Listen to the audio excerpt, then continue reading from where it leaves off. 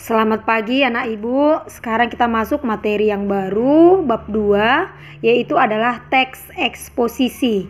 Nah, sebelum ibu jelaskan secara mendalam apa itu teks eksposisi, ciri-cirinya, ciri kebahasaannya, fungsinya, ibu menjelaskan terlebih dahulu jenis-jenis teks agar kita bisa membedakan apa perbedaan teks eksposisi dengan teks yang lainnya. Nah, di sini Ibu masukkan juga dia teks eksposisi, tapi di sini Ibu jelaskan secara singkat ya, Nak ya. Nah, teks eksposisi. Teks eksposisi itu adalah suatu teks yang berisi informasi. Suatu teks yang berisi informasi. Nah, kalau dia berisi informasi, Nak, berarti dia menjelaskan. Nah, kalau dia menjelaskan, teks eksposisi menjelaskan, berarti di dalam teks eksposisi berfungsi untuk menambah pengetahuan pembaca. Teks eksposisi menambah pengetahuan pembaca. Mengapa dia menambah pengetahuan pembaca, Nak? Karena teks eksposisi berisi informasi dari sesuatu yang tidak kita ketahui menjadi kita ketahui. Misalnya ada suatu teks di dalamnya menjelaskan tentang cara membuat GC, Google Class misalnya. Nah, di dalam teks eksposisi di situ dia akan memberikan informasi bagaimana cara membuat GC. Artinya, sesuatu yang tidak kita ketahui menjadi kita pahami. Itulah dia teks eksposisi. Nah, karena di dalam teks eksposisi dia menjelaskan, Nak, berarti teks eksposisi itu menggunakan kata definisi. Dia kan menjelaskan. Dia menggunakan kata definisi. Ialah, adalah, merupakan. Ibu ulangi. Teks eksposisi menggunakan kata definisi ialah, adalah, merupakan, karena dia berisi informasi. Nah, cara kita, Nak, untuk mengenali teks eksposisi, kita bisa menggunakan kata tanya bagaimana, ya. Kita bisa menggunakan kata tanya bagaimana terhadap judulnya. Nah, kita bisa menggunakan kata tanya bagaimana terhadap judulnya. Nah, Ibu buat contohnya, Nak. Misalnya Ibu buat contohnya bahaya narkoba bagi generasi muda. Bahaya narkoba bagi generasi muda. Nah, gunakan kata tanya bagaimana. Kalau dia masuk berarti benar. Itu adalah teks eksposisi. Tadi judulnya bahaya narkoba bagi generasi muda. Masukkan rumusnya. Bagaimana bahaya narkoba bagi generasi. Berarti benar, itu adalah teks eksposisi. Ingat, dia menggunakan kata definisi. Bisa ya? Kemudian yang kedua, teks argumentasi. Nah, teks argumentasi itu adalah suatu teks yang berisi pendapat. Karena dia berisi pendapat, artinya kita harus meyakinkan pembaca atau pendengar agar mempercayai pendapat yang kita kemukakan. Jadi kita harus sertakan yang adanya data, Nak. Nah, data ini biasanya menggunakan angka-angka, grafik, tabel. Itu dia, ya. Nah, cara kita mengenali teks argumentasi, kita gunakan kata tanya mengapa. Nah, kita menggunakan kata tanya bagaimana terhadap judul. Contoh, misalnya judulnya kualitas pendidikan di Indonesia harus ditingkatkan. Kualitas pendidikan di Indonesia harus ditingkatkan. Masukkan rumusnya, Nak, menggunakan kata tanya mengapa. Mengapa kualitas pendidikan di Indonesia harus ditingkatkan? Nah, benar. Masuk dia ya, kata tanya mengapa. Berarti itu adalah teks argumentasi. Itu dia. Kemudian yang ketiga,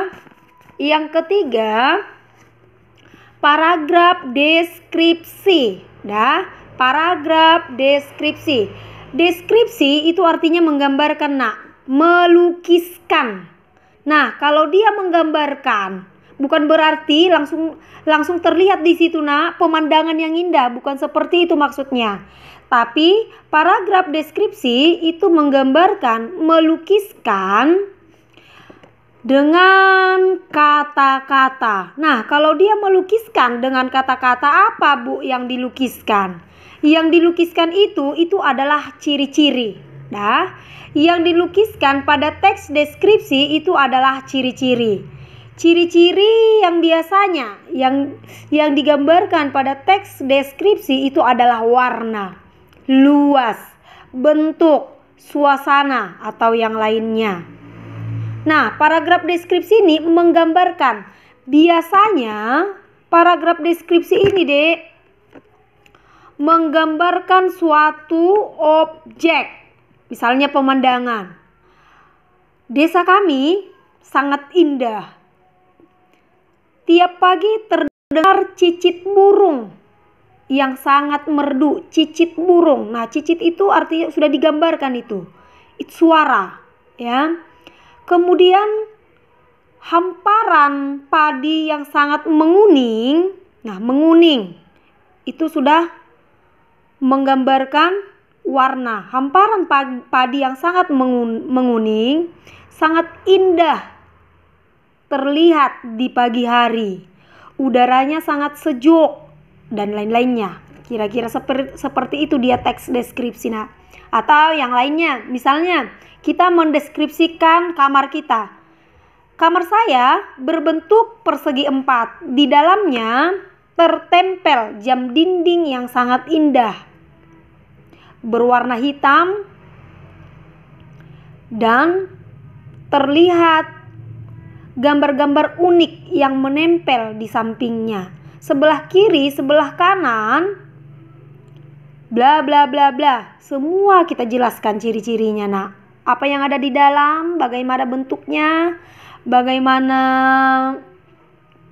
warnanya, dan lain-lainnya. Itulah dia paragraf deskripsi, menggambarkan suatu objek. Nah, sekarang dia paragraf persuasif. Paragraf persuasif itu adalah paragraf yang mengajak atau mempengaruhi sehingga pembaca ingin mengetahui.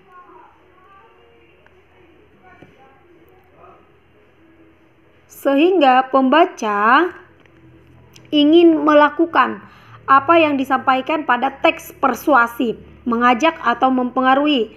Sehingga ciri-ciri dari teks persuasif itu menggunakan partikel lah. Partikel lah itu marilah, ayolah, pakailah, karena dia mengajak. Ini biasanya iklan, ya, Nak, iklan. Misalnya ada iklan sampo, kita kan diajak agar membeli sampo tersebut atau memakai sampo tersebut, atau contoh-contoh iklan yang lain. Itu dia. Ingat, dia menggunakan partikel lah, marilah, ayolah, pakailah, karena dia bersifat mengajak atau mempengaruhi. Nah, yang terakhir itu adalah paragraf narasi. Paragraf narasi itu adalah suatu paragraf atau suatu teks yang bercerita atau mengisahkan. Berarti kalau dia bercerita, ada tokoh di dalamnya, Nah, ada alur di dalamnya. Misalnya, pada zaman dahulu, nah ini pasti bercerita. Berarti dia masuk pada teks narasi. Itu dia.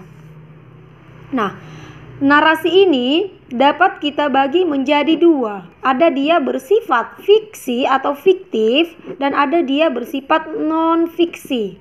Itu dia, ada dua, ya, Nak. Fiksi dia bersifat hayalan. Berarti misalnya dongeng, fabel, legenda, atau cerita mitos atau cerita yang lainnya itu masuk ke dalam narasi. Ada juga dia bercerita tapi bukan hayalan, dia non-fiksi. Berarti kisah nyata. Itu dia. Apa Bu contohnya, Bu, kalau dia bersifat non-fiksi?